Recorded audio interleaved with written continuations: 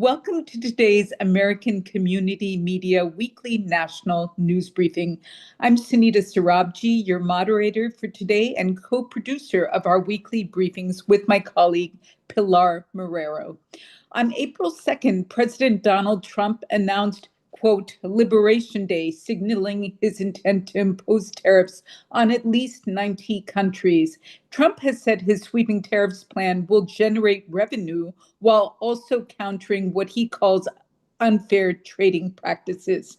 Speakers this week will discuss whether the president can successfully negotiate his tariffs plan, especially in the key economies of China, India, Brazil, and Mexico. Speakers will also discuss the impacts of tariffs for American consumers, the labor force, and small businesses.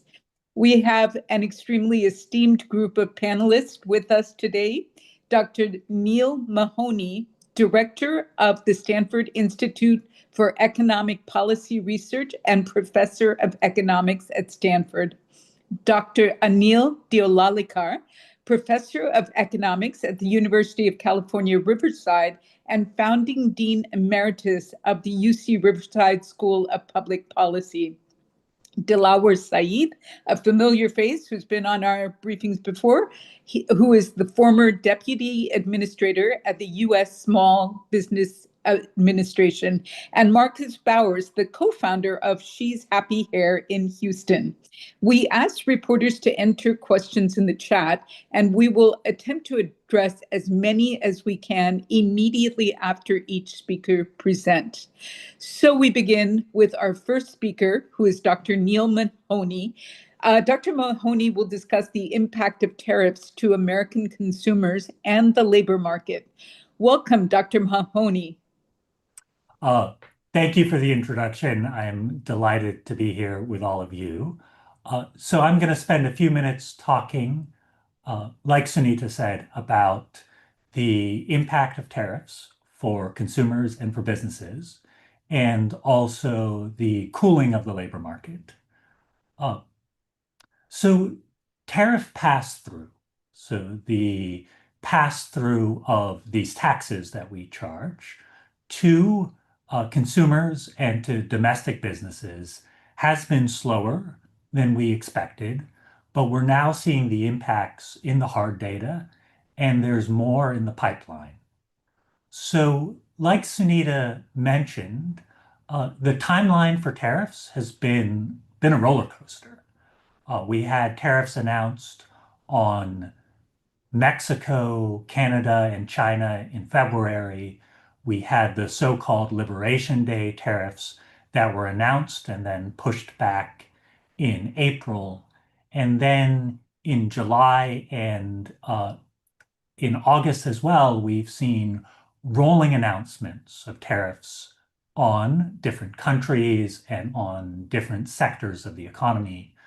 Today, tariffs are the highest they've been since the 1930s.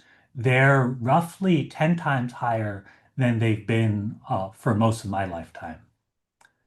So the initial estimates for the impacts of tariffs were based on what we saw during the first Trump administration.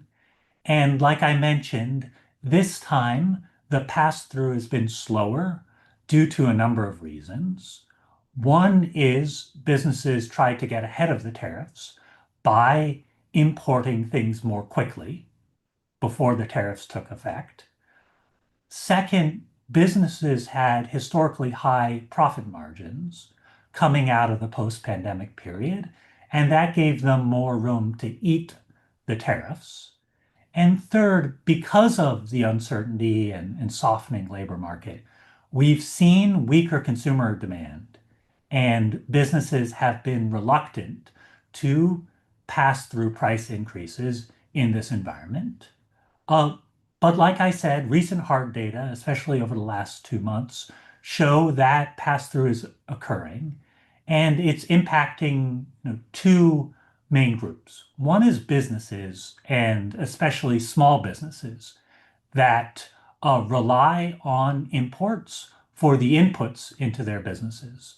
So a underreported fact is roughly half of our imports are used in the production by US firms to produce final consumer goods.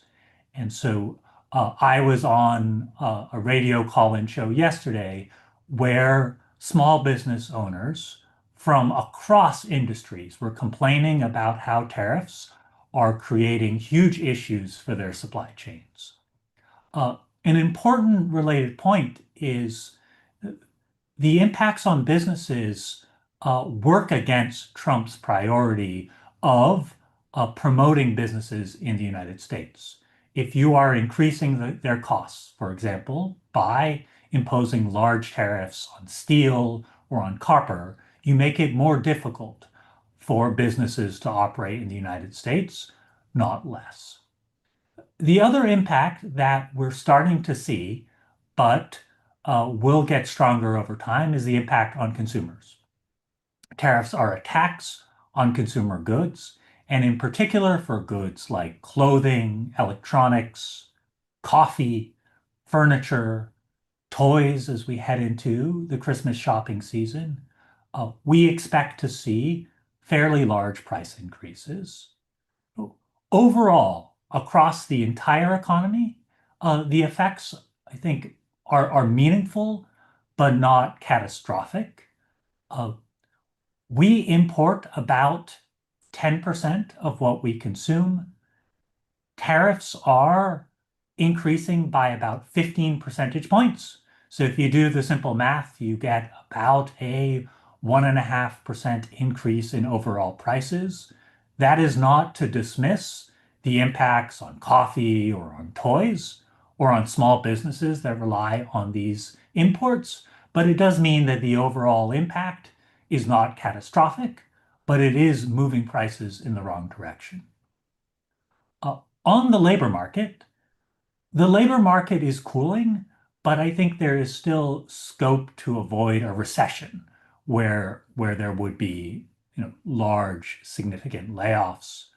Um, the backstory here is job growth was steadily increasing until January of this year, but has been decreasing since then. Over the last 3 months, the payroll growth, so the number of new jobs we create, has been running at about 30,000. That's half the rate we need to keep up with growth in the labor force. So, we are running below replacement rate. In particular, if you dig into the numbers, what you see is that firms are holding back on new hiring. While we've seen pockets of layoffs, we haven't seen widespread layoffs yet. I hope we avoid them, but the sequence we've seen in the past is first firms hold back on hiring, and then there's layoffs next. So we are on a worrying path. Uh, Bottom line is, if you cast your mind back to October uh, of last year, so just before the election, uh, the US economy was the envy of the world. There was an issue of The Economist magazine with the title, How the US Economy is the Envy of the World. The chief economics correspondent of the Wall Street Journal penned a well-read piece titled, The Next President Inherits a Remarkable Economy. But since then, the tariffs and the uncertainty of not knowing where tariffs are going to spike next has squandered that advantage. Last year, the economy grew at 2.5%. This year, it's growing at 1.2%, half that amount. Last year, consumer spending was driving the economy growing at 3%. This year, consumer spending is flatlined as consumers are sitting on the sideline. Uh, Prices were Inflation was decreasing last year. Now it's picking up. We haven't seen a large increase in unemployment, but we could be heading in that direction. Look, I think the good news is that much of this is self-inflicted. If we turn the page on tariffs by locking them in or by rolling them back, I think the economy would slowly start to recover. I think the bad news is there's been no signals of Trump changing his tune. Instead, the strategy seems to be just to distract from the economy, for example, with the stunts we're seeing in Washington, D.C., and to bury some of the less flattering data. Dr. Mahoney, thank you so much for your remarks. There are a number of questions for you in the chat, but I wanted to start out with one question for myself. So the bottom of the pyramid, the working class in our country, face a double whammy at this point with federal safety social nets being cut. Could you talk a little bit about the consumers at the bottom of the pyramid? Yeah, and thank you for bringing that up. Um, the strength in the economy right now, to the extent there is the stock market, in particular, people who are invested in these Magnificent Seven, AI focused stocks. For many other Americans, I think we're already seeing warning signs. Prices are increasing. It's harder to find jobs. And like you said, the bill that was passed this summer looks to make massive cuts in Medicaid and in food stamps. The Affordable Care Act exchanges that many small business owners and other working and middle class people rely on for coverage uh, are, I think, by all accounts, facing huge premium increases, which are going to squeeze budgets further. So this is a very difficult time. Higher prices, worse labor market prospects, and a social safety net that is being frankly shredded by the Republicans in Congress and the Trump administration. Thank you. Christopher Young of the Mississippi Link newspaper has the next question. Christopher, please ask your question.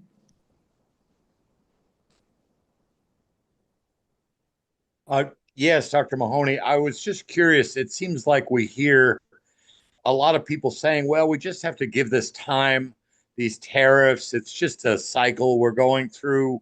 It's not that big a deal. Do you find that that's a dangerous mindset? Yes, and I think one of the reasons why is that the uncertainty is paralyzing the economy. That if you're a small business and you don't know what your costs will be for your inputs, you're going to be reluctant to hire a new worker to expand your facility. If you're a consumer and you don't know whether layoffs are coming around the corner, you're going to hold back on a vacation, on a night out, on a new car purchase. So, this environment we're in, where tariffs are on again, off again, I understand that the administration frames this as sort of the art of negotiation, but it's really freezing the economy in troubling ways. Thank you. Interesting. Araceli Martinez from La Opinion has the next question. Araceli, welcome. Hello, can you hear me, Sunita? Yes. We can. Thank you. Well, I would like to ask you, we have been listening that Trump argued that this tariff it will increase, will help the U.S. economy.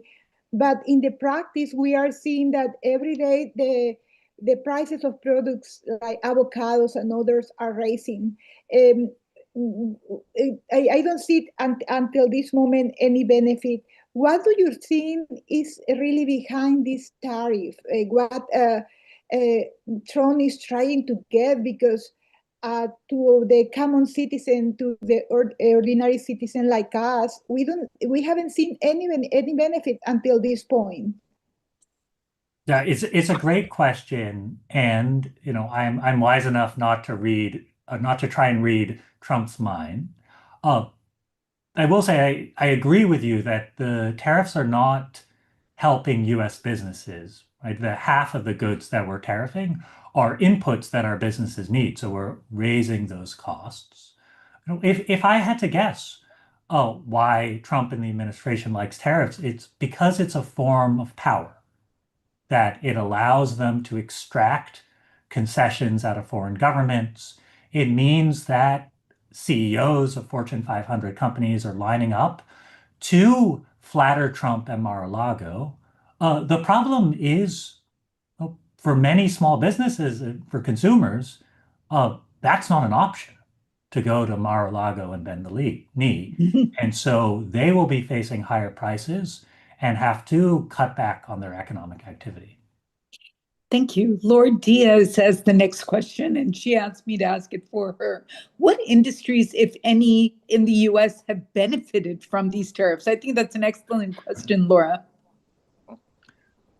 So, like I said, I think there are some large businesses which will benefit. And there is a case for having some tariffs in industries that are important for our national security and economic security. So defense, energy, to make sure that those industries are robust and we're not at risk from foreign suppliers who could cut off access at any point. So I do think there are some industries that are benefiting. And I do think the corporate CEOs who've managed to strike a deal with Trump will defend the tariffs, because while they harm everybody else, they help those firms. And so that is going to provide a challenge for, I think, unwinding these tariffs if we're in a position to do so in the future. Thank you. Final question from Henrietta Burrows of East Palo Alto today. Henrietta, please ask your question. Thanks so much, Sunita. What do you think of major corporations beginning to give the US government a percentage of their profits? What effect do you think this might have on prices, the economy as a whole? And also, do you think this step is being taken to make up for whatever deficits there might be that tariffs might not bring in? Yeah, it's a great question. And, top of mind for me is the recent potential announcement of a deal between the US government and Intel, which is based in our neighborhood. Look, I think there is a case for the US government supporting businesses in key industries, or supporting businesses that, drive our economy. But I'm worried that this administration is not doing it for the right reasons, that the president wants control, wants to be able to direct businesses to do things that benefit him or his administration. So look, we haven't seen enough to know whether this is justified based on economic, national security, and business growth grounds. But the track record of this administration, I think, raises serious questions for me, whether this is being done in the interest of the American consumer. Dr. Mahoney, thank you so much for your remarks. Very much appreciated. And there are a number of questions in the chat, but I know you have to hop off. So we'll get those questions to you by email and connect you with the reporters who asked those questions. We move on next to Dr. Anil Deolalikar, who will discuss Trump's tariffs negotiations with key economies, including China, India, and Brazil. Welcome, Dr. Deolalikar. Thank you, Sunita. I take it you can hear me clearly. So I will speak on two topics. Sorry, I'm recovering from a cold, so my voice might be a little hoarse at times. I'll briefly touch upon the likely impact of these tariffs on the major emerging economies of China, Brazil, and India. Dr. Mahoney did an excellent job explaining how these tariffs might affect the US economy, US employment, and inflation. Now, I can't be as comprehensive because I want to touch on a number of different topics, but But let me start off with that, and then I'll speak on the prospects of tariff negotiations with these major economies. And the reason we are focusing on Brazil, China, and India, these are large emerging economies, some of the most populous countries in the world. They are 3 of the 5 BRICS countries, and they are all middle-income countries, not advanced countries as in Europe and Japan. I don't need to repeat what Dr. Mahoney said, but I was going to offer my first caveat is that we don't really, it's difficult to know exactly how the tariffs are going to impact these economies without knowing where the tariffs will eventually end up. These tariffs have been on again, off again. They have been adjusted up and down over these past 6 months, actually 4 months. So it's difficult to know where they will eventually land. And so one has to take the impact of tariffs on these economies with a grain of salt, because we don't quite know where the tariffs will eventually end up. Now, as you may have read, China is currently already subject to 30% tariffs by the US, by this administration. India's and Brazil's, Brazil has about a 10% tariff, India has a 25% tariff. Those went into effect just last week. China's have been around for a little while, but of course, China faces the prospect of significantly higher tariffs, as much as 145% after November, which is when the temporary truce, the 90-day truce that was just extended again by President Trump a few days ago, will end. So at that time, tariffs on China could go as high as 145%. And then, of course, in addition, India and Brazil are imminently going to face additional punitive tariffs for a number of other reasons, of 25% on India and 40% on China, on Brazil, which will mean that both of these countries will face tariffs of about 50% by the end of this month if negotiations don't take place. Now, these tariffs are, of course, going to cause a major dislocation in these countries. That said, these countries are large economies, and some of these economies, India in particular, are very domestically focused. And so exports don't really constitute that large a proportion of the overall GDP. But in absolute terms, these countries' export to the US are significant. I mean, China's exports to the US last year were roughly about $450 billion. India's considerably less, $80 billion. Brazil's even less, about half that of India, about $40 billion. Of course, the Indian exports are somewhat misleading, because a lot of India's exports to the US, actually the largest component of Indian exports to the US, are in software and IT services. That's almost $200 billion of Indian exports in IT services and software services to the United States. But the tariffs exempt services. They are only on goods. In fact, that's an interesting conversation in and of itself. The current administration is focused too much, almost obsessed with the trade in goods. But in fact, a lot of the trade these days is actually in services, and services are completely off the table, which works out well for India. So these amounts of exports of these countries to the US are quite large, but as a percentage of the total GDP of these countries, the tariffs are, I mean, the exports are relatively trivial. China is about 3%, India is about 2%, and so is Brazil. That's, again, I'm talking about US exports as a percentage of total GDP of these countries. Now again, you have to take these numbers, everything, all statistics are contextual, and so you can't really take them at face value.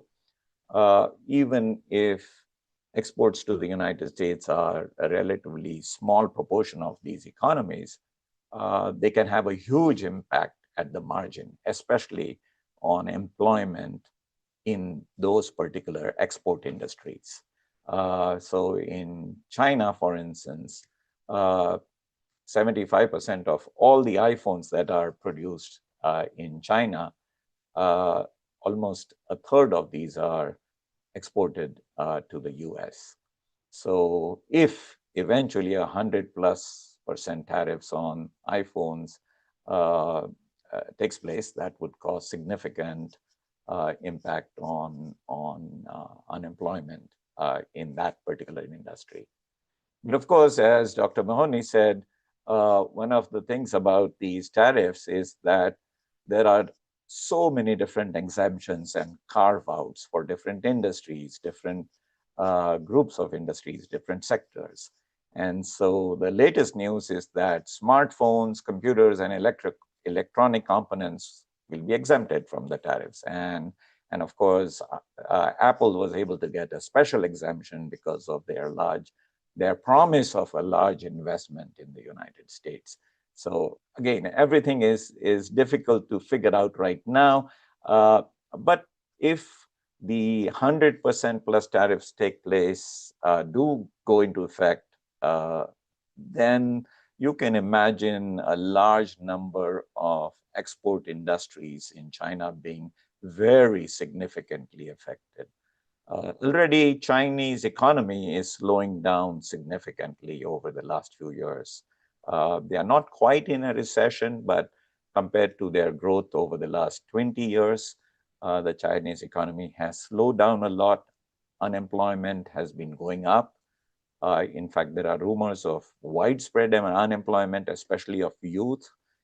Maybe the youth unemployment rate might be as high as 25%. We can't be sure because China stopped publishing those statistics. Dr. Deolalikar, I hate to interrupt, but we've got a number of questions for you in the chat. And given the timeline, could we go to some of those questions before we end your portion of the discussion? Okay, let me just quickly go to my bottom line. Okay. And that is what is the likelihood of tariff negotiations for these countries? And I would say that both US and China are extremely likely to negotiate a truce on these tariffs, because for both of them, these economies are highly intertwined and interdependent. The impact of very high tariffs on both of these economies will be catastrophic. And so there is a strong need for both of these countries to come to an understanding quickly. So the likelihood of that happening is very high. With India, it is a little bit less so, not because India is less dependent on exports to the US, not as much as China is, but also what the US administration is demanding of India is a little different. They want India to stop purchasing Russian oil. That's the 25% punitive tariff on India for. And that's going to be a little difficult for India to agree to. And so if the US continues to insist on that condition, I think the prospect of negotiations are going to be somewhat lower. And then Brazil, finally, I think the prospect of Brazil trying to negotiate a truce on tariffs with the United States is probably even lower, because the US is not Brazil's largest trading partner. China is. And it is very likely that China will do all it can to bail out Brazil and encourage Brazil to further pivot away from trade dependence on the US and by increasing trade with China. So I'm sorry I got a little bit off track, but no, not at all. That's where this is such a vast topic that I could have gone on, but I realized that there are questions, and I'll be very happy to answer them. Yes, let's take the first one from Nestor Fantini, who goes on your discussion on Brazil. Nestor, please ask your question.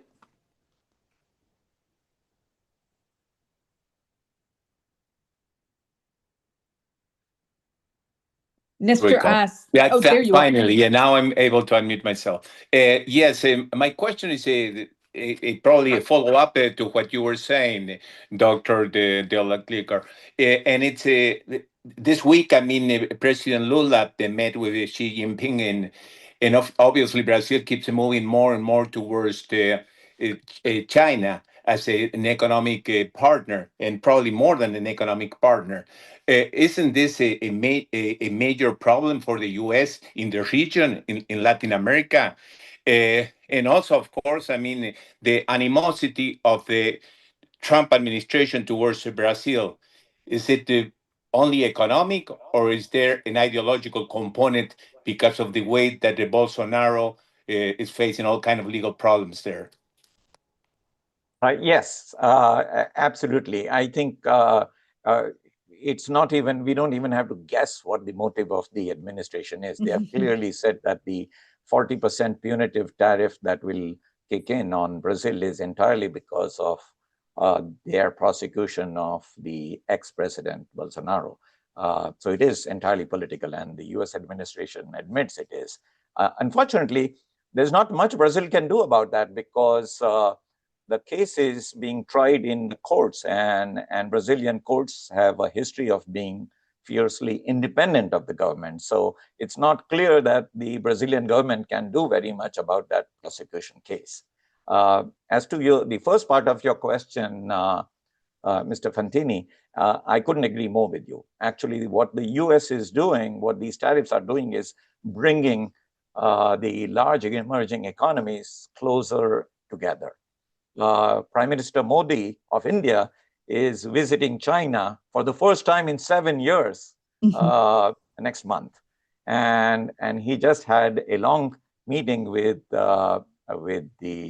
President Lula, and so I think we are going to see all of these countries, the BRICS countries, come even closer together, which is against the long-term interests of the United States. In fact, there was a communique recently about how India, China, and Brazil are together planning a three-way meeting of their leaders sometime within the next 2 months. So you're going to see this happen. The BRICS are going to come closer together and try to increase trade among themselves. Sui Sui Ai of the Myanmar Gazette has asked a similar question.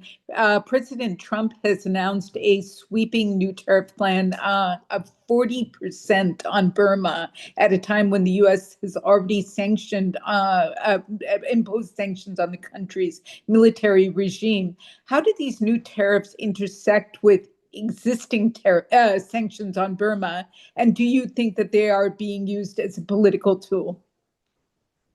Absolutely. There's no question that these tariffs are actually being used as political tools. They are really not, and it's very explicit. I mean, again, the 40% tariff on Brazil, the 25% additional tariff on India for purchasing Russian oil, all these are explicitly non-economic in nature.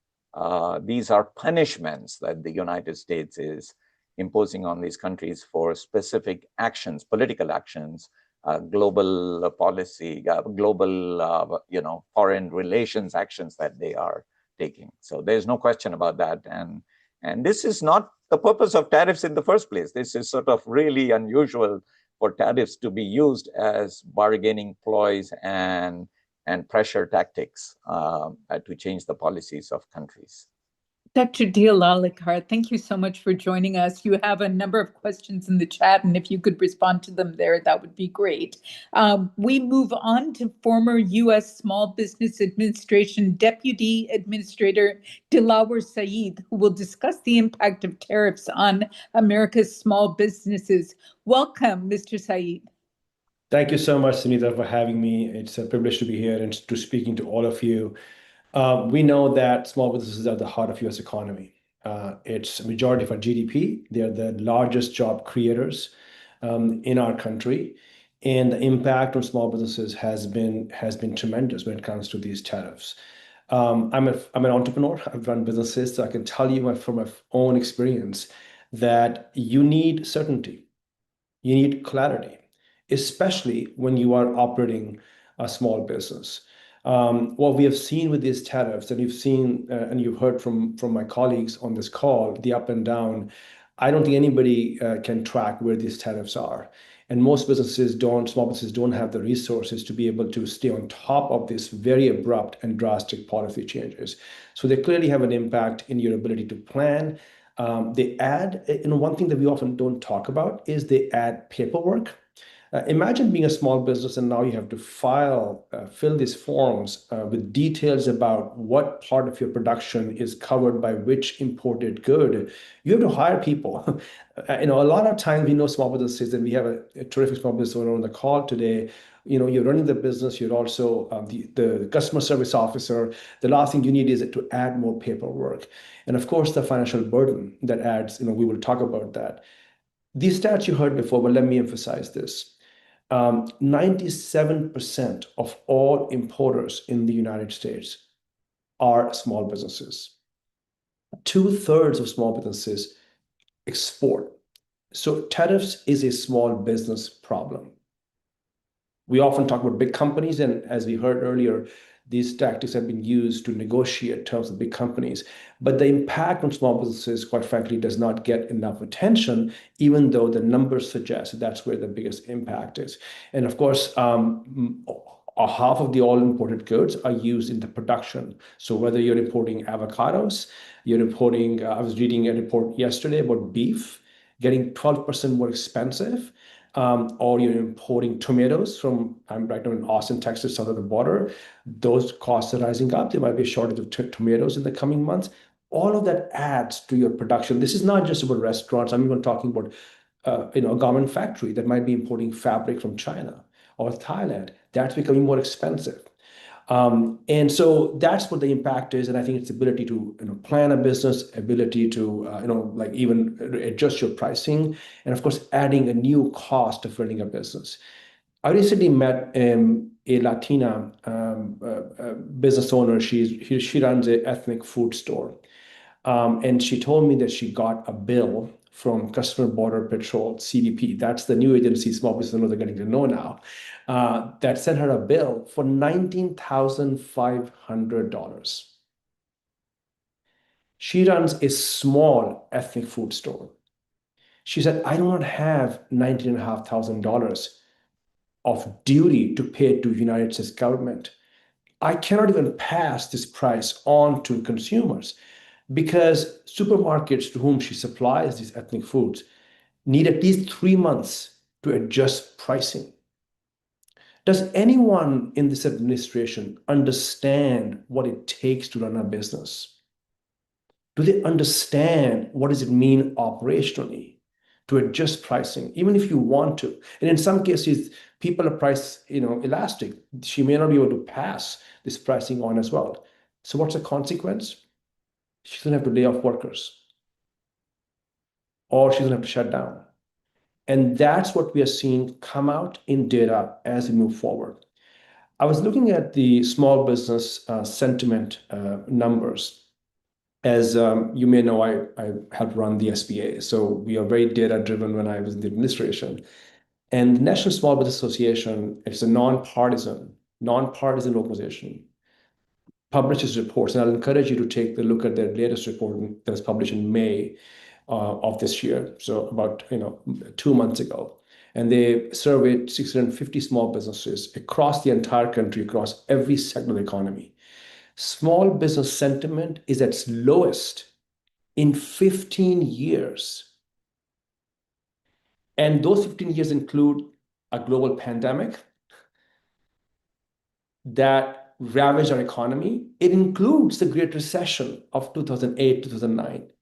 So even with those two mega events, which shook our economy, and especially the main streets, the small business sentiment is at its lowest in these decade and a half. Second thing that jumped out at me, 58% of small business owners said they are worse off today than they were a year ago. This is the president who ran on economy. This is the president who claims to be a successful business person. And 58% of small business owners who are the engine of economy are telling us just barely 6 months into his administration that they are worse off economically.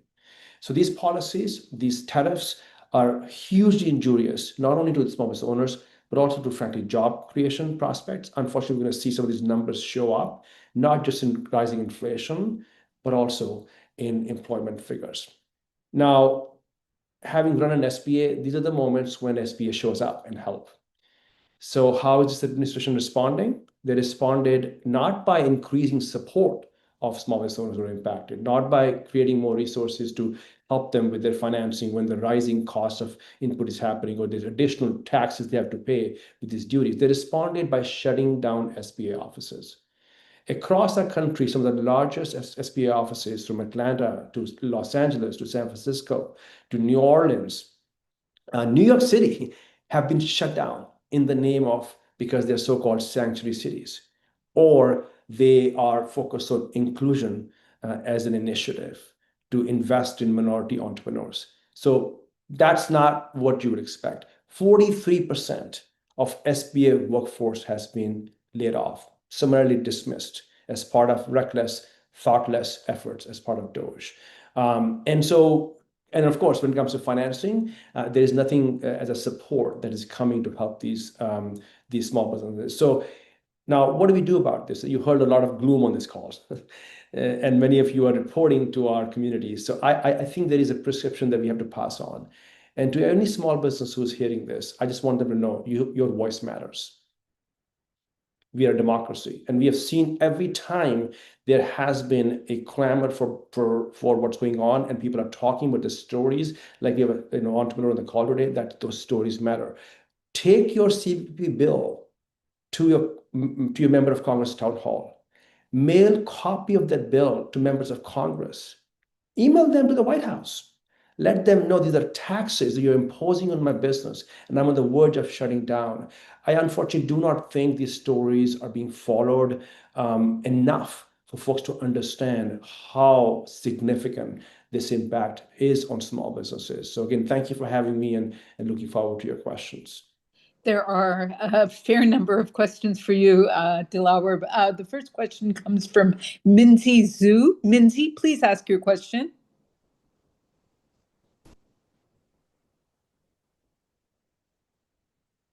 Hi. Hello, please ask your question. Oh, yeah. So my question is that how would Trump's tariffs on Chinese imports affect small business that rely on China for manufacturing or supply chains? I mean, we know that a significant percentage of our businesses import from China. And this is both small businesses, but also larger businesses.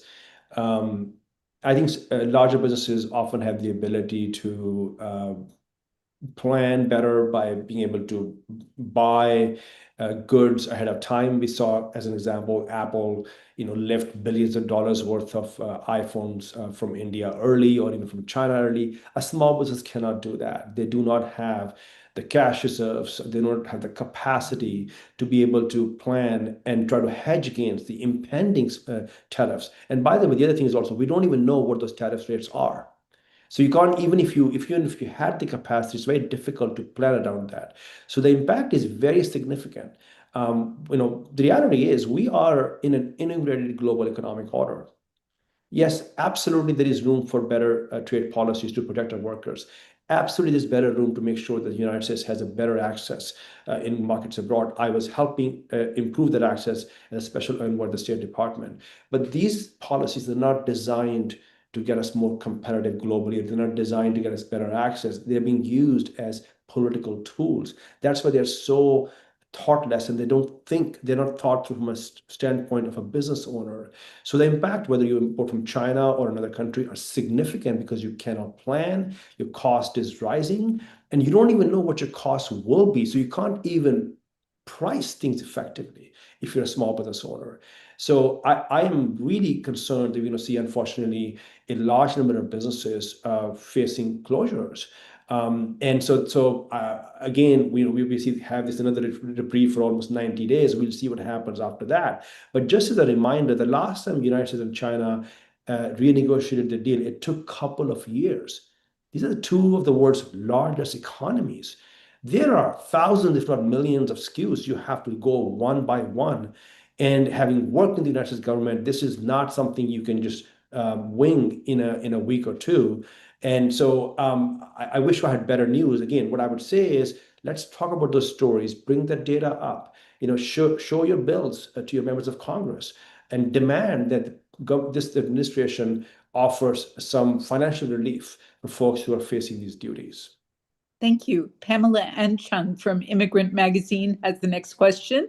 Pamela, welcome.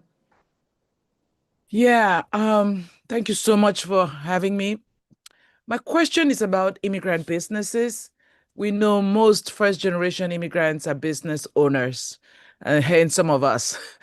I'm curious to know about if there's any data or any studies being done to assess the impact of these tariffs on small businesses, especially creating them, and what the repercussions could be in the long run, not just for the economy, but for small business immigrant families. So we know that the rate of entrepreneurship in immigrant communities is disproportionately higher. It's been part of our story as a country. It's not just now. That's how we built this country.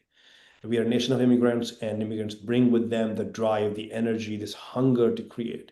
And I don't think we talk enough about this, that these policies are actually absolutely crushing the drive and the dream that entrepreneurs have who are from immigrant background.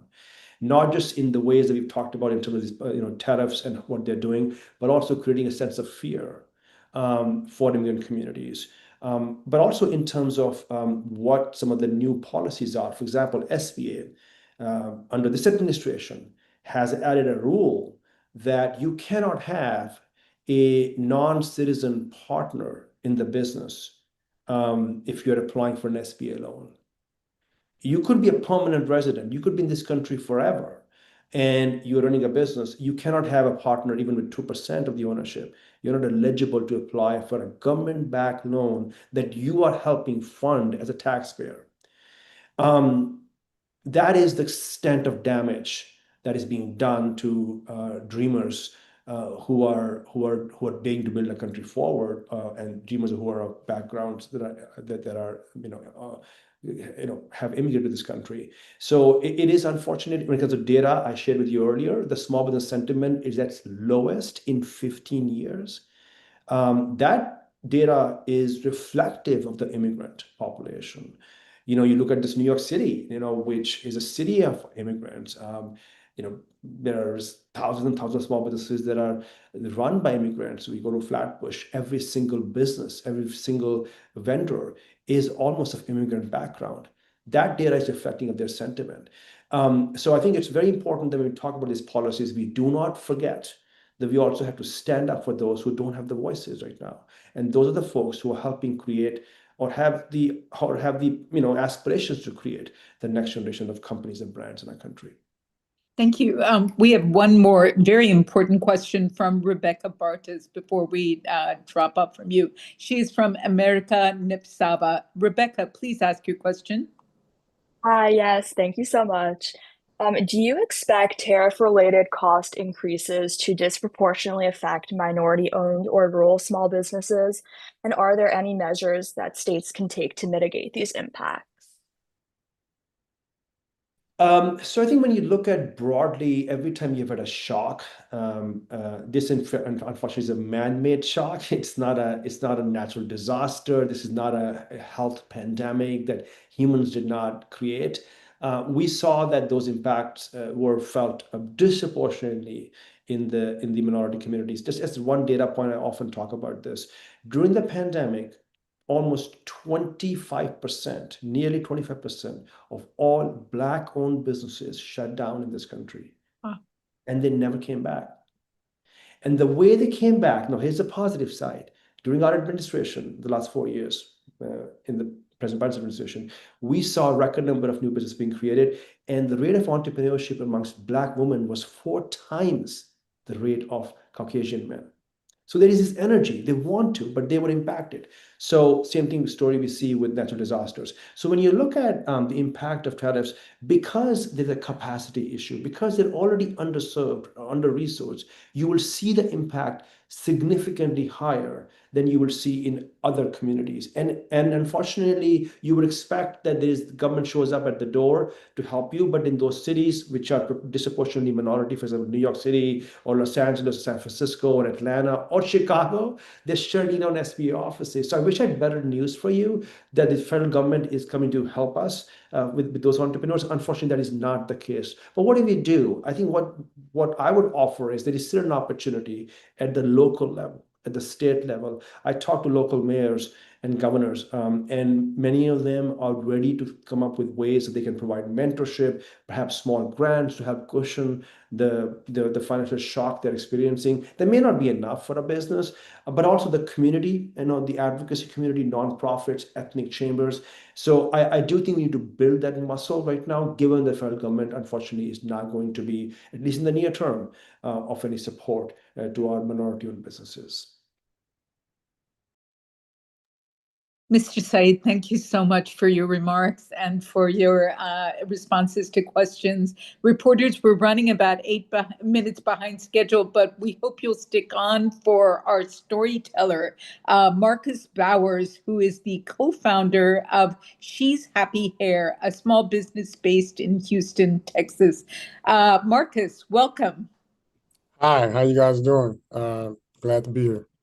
Yeah. So please tell us a little bit about She's Happy Hair. I start out there.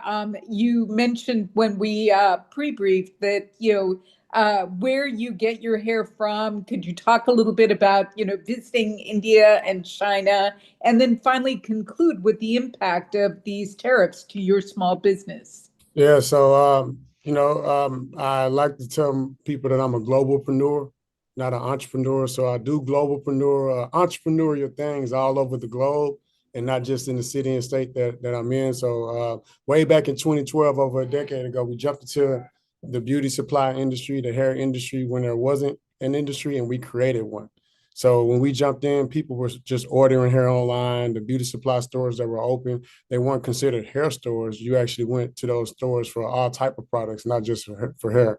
And so what we did was we closed that gap. Instead of having customers order online, we started making it convenient for people to come in, started meeting people in parking lots, built enough revenue to where we could open up a brick and mortar location.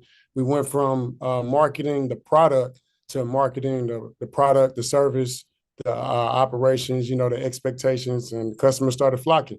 We started marketing on TV and radio and social media when there was no digital footprint when it comes to hair. I remember we started on Craigslist and the green sheet. So we started, way back when. And so fast forward to now, the industry that you see as far as hair was created by Team She's Happy Hair. So we were the first company to do Black Friday sales when it comes to beauty supply or the hair industry, back to school sales, Black Friday, Cyber Monday, all of those prom and graduation. So now you see the industry forecast in this particular sales cycle was created by me and my team. We finance hair extensions. We do quite a bit. And so when we created the industry, other people started jumping in, seeing what we were doing, and started mimicking and copying us, right? When you see something working for one business or brand, it's up to you to do what that business or brand is doing. And so we were able to corner the market with just $75 bundles. So a lot of people was already selling hair extensions at that time for like $180 a piece. but we didn't have crazy margins. We were more about volume and customers coming in. So once the customers started coming in and that $75 bundle price, we created what you call a Happy Kit, similar to McDonald's and a Happy Meal. So we want to tell the customers what they wanted instead of them coming in trying to figure out what they wanted, and that helped. So we started selling certain lengths, 18, 20, and 22 inches, which is the ideal length for all beauty supply and all hair connoisseurs. It's not too long, it's not too short. And once we started ordering more of that, as far as the meat and potatoes, our suppliers took a look at that and then increased those specific links over time. So when you talk about tariffs, we also got to deal with the suppliers actually, increasing sales overnight just because they see us or just because they want to. Then you got to deal with Donald Trump and his tariffs increasing just because, so it's a lot when it comes to the industry, but because we've been in it for so long, it's been a nice everything. So when it comes to the tariffs, well, before I get to the tariffs, we actually traveled around the world. That's what separates our brand from everybody else's brand. Myself, we've been in Malaysia, China, Indonesia, Brazil, all over the world, literally different continents. Most of the people that work in She's Happy Hair as the owners were all veterans. So we're military veterans, started off in the Navy. So we had already traveled the world. So when we jumped into the hair industry, it was easy for us to go back to some of those places that we had already been to, negotiate with those suppliers, come back with the best price, and even make it through COVID. We have those real supplier relationships all over the world. Again, China, India, Brazil. The raw material, when it comes to our industry, it all comes from, most of it comes from India. So when you think about raw material, you go to India, you got the temples, people getting their hair cut off, they're putting all the hair in the bids and the barrels, and people are bidding on those barrels, not even knowing what's actually inside the barrel. So most of the people that are bidding on those barrels are the Chinese. They come to India, they outbid everybody else, they ship those barrels to China, and then you manufacture most of the bundles in China. So you got China, you got Brazil, and you got India. Those were the three main gurus. You got a little bit of Vietnam, a little bit of Cambodia, some other places where they have some factories too. But as I traveled around the world and started comparing and contrasting suppliers and supply chain and the factories, there's nothing in comparison to what China has to offer as far as everybody else around the world. You look at the other factories, they don't even look like factories sometimes. You go to a manufacturing plant in China, it's a manufacturing plant in China. You go to India, it's just people trying to make it work. It's not the factory that you would think of, but they're pushing out some of the supplies, some of the goods just as fast, but not as fast. So when you think about my particular industry, I don't see anything happening domestically as far as hair because the raw material starts in India, where the tariffs are pretty crazy right now. They're not going to ever start the raw material here in the U.S. The most we can do is web the hair and sell the hair. Even here, I don't see Americans wanting to sit in some of these factories, some of these manufacturing plants for 8 to 10 hours to 12-hour days, wefting hair. You think about some of the products that are made here in the U.S. or that's made in China. I just don't see a lot of those things coming back here to the U.S. When I went to China way before COVID, they were already wearing masks. There was already a lot of smog in the air. And so when you think about pollution, there's not as much as it used to be here. So you think about emissions tests, those type of things. In China, it's all type of smog in the air. I remember flying across China and I couldn't even see the ground because we were above the cloud. We were just below the clouds, but just below the clouds is like another smog layer that looks like clouds, right? So when you think about jobs coming back to the U.S., you got to think about the smog coming back as well. And so I just don't see all the jobs coming back because I don't see the American workers wanting to do some of those jobs that are expected of them. So when you talk about the exporting from India to China, again, the logistics, they want to purchase the barrels and want to bid on the barrels and get it back to China with no problem. But again, when my first time going to China, me and my team, when we went out there, we met with them. And this was after years of making millions of dollars and sending over hundreds of thousands of dollars worth of, getting goods and services from them. They raised the prices when we got back, $7 a bundle.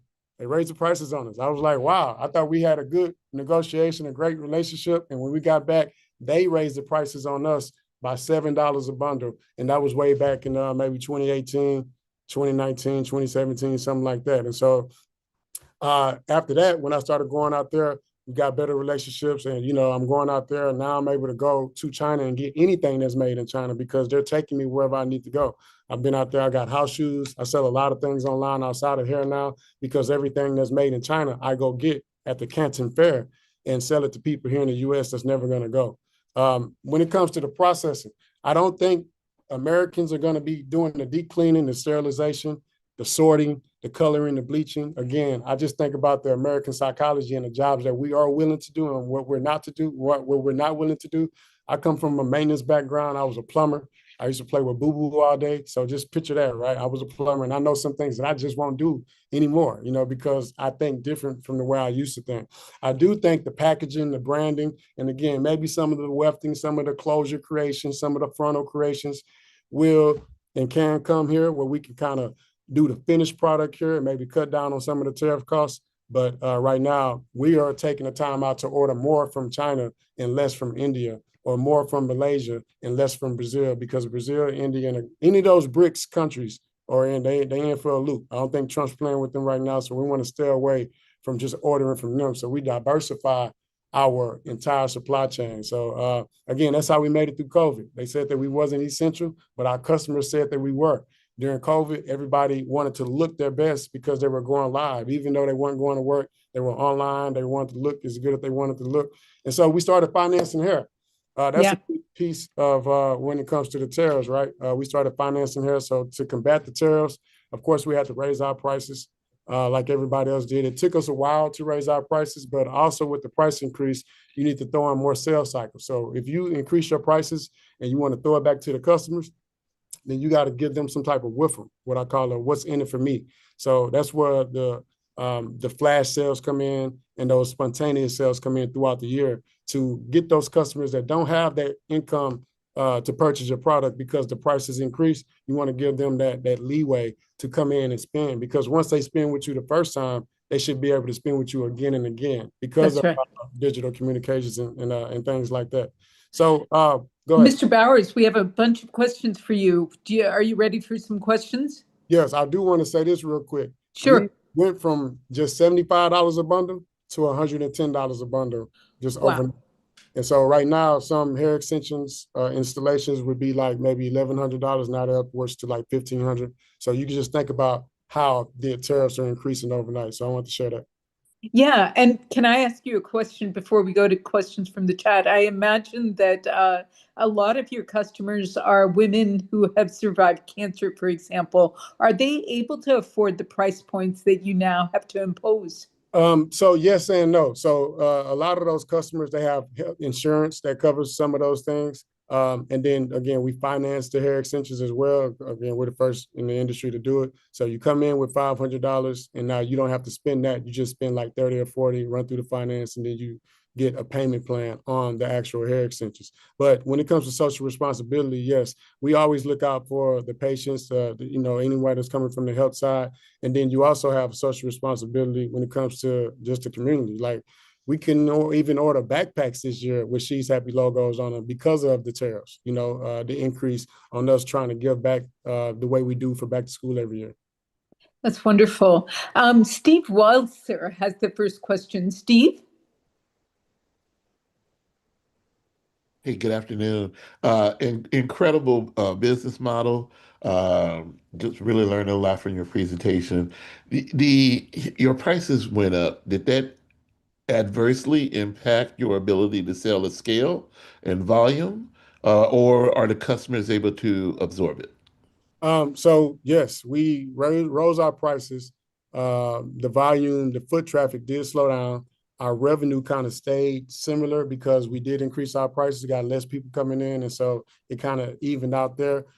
We definitely need more foot traffic coming in, and customers are coming in less. So once a customer may come in 2-3 months at a time, they may extend that to like 4 to 5 months instead. Or when it comes to installations, customers are purchasing the hair, getting the hair put in, and instead of getting it reinstalled, they're just taking the time out and keeping what they already have. So that's definitely how we're dealing with it. So you got to spend more money on marketing just to even make up for that lost volume. Yes, more money on marketing as far as SEO, Facebook ads, Google ads, that type of thing. We spend about $25,000 a month on each platform, Facebook and Google, just to be seen. And then you also want to send more emails and text messages because that's your data. You're in charge of that. And you just want to communicate what you're doing, what you're selling, and just stay top of mind, stay in the inbox. If you're not pressing send, you can't win. Gotcha. Henrietta Burrows from East Palo Alto today has the next question. Henrietta. Thanks, Sunita. Marcus, what about automation? You said workers aren't going to want to do the actual day-to-day, minute work. So what about automation and AI? Could all of this be used? Yes, and it will be. And I think over in China, they got, manless factories and things like that. They're a little ahead of us when it comes to the new factories. And I think when the new factories do come back, they're not going to come back like they were. So the way that we used to go to work with the hard hats and the steel toe boots at the factories, I don't think it's going to be that. It's going to be way more robotics, way more automation. I'm an instrumentation engineer, so I know how to deal with things here remotely and troubleshoot things, without even actually being on property. And so I think a lot of engineers are going to have opportunities, but not the everyday worker. Because again, when it comes to construction, when it comes to the outside work, some people are thinkers versus doers. So I just don't see us going back to the old way of doing business or the old way of making money or the old way of working when there's so many new ways, especially with AI. There's so many ways to make money online that you have to automate everything, whether you're online as far as a digital e-commerce brand or if you're out with a brick and mortar, you still have to automate everything. One of my favorite things to say is that if you don't automate your life, somebody else will. And so yeah, it's got to have that. Yeah, fantastic discussion. Thank you to all our speakers and reporters today.